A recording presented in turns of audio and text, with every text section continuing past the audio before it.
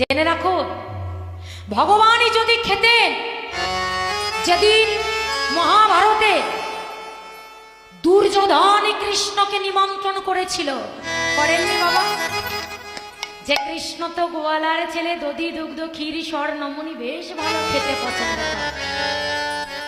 আচ্ছা, সব সময় পঞ্চ পাণ্ডবদের হয়ে ও বেটা কথা বলে, যা ওকে একদিন ভালো করে নিমন্ত্রণ করে ডেকে এমনভাবে ঝাল মশলা মাসলি বিভিন্ন রকমের দিয়ে এমনভাবে তরকারিটা বানাবো, বেটা ভুলেও কোনোদিন আর ক্ষীর স্বর্ণমণি খাবে।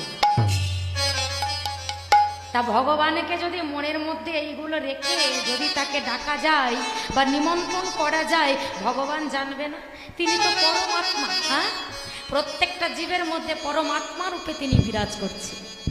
তখন নিমন্ত্রণ করলেন, এই যে বেঈমশাই, আগামীকালে মধ্যাহ্নকালে আমার গৃহে তুমি আতিথ্য গ্রহণ করো। বললে ঠিক আছে। ভগবান তো আবার দয়ালু মানুষ, বেশ। এইবার নিমন্ত্রণ হয়ে গেছে, ওদিকে রান্না চলছে।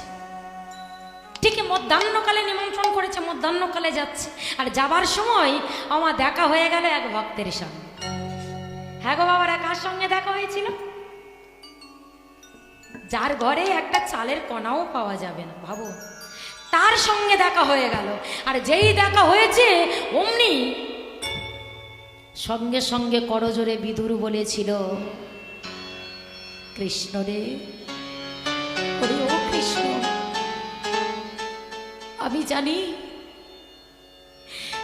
তুই দুর্যোধনের রাজপ্রাসাদে রাজপ্রসাদ খেতে যাচ্ছিস। হরে কৃষ্ণ, শুধু যাবারে বেলা যদি তোর চরণ দুখানি আমার এই পরণ কুঠির থেকে দিয়ে যেতিস বাবা।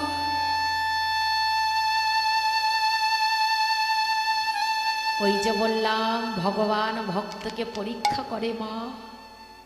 ভগবান বলেছিল না, আমি যে দুর্যোধনের রাজপ্রাসাদে রাজপ্রসাদ খেতে যাচ্ছি, আমি যেতে পারবো। মনটা খারাপ করে ঘরে গেল। তার স্ত্রী পরাশরী জিজ্ঞেস করলে, স্বামী, কৃষ্ণ কি আসবে? বলো না গো। মনটা খারাপ করে বলল, আসবে না, সে তো আসবে না। আমাকে বলল, দুর্যোধনের রাজপ্রাসাদে রাজপ্রসাদ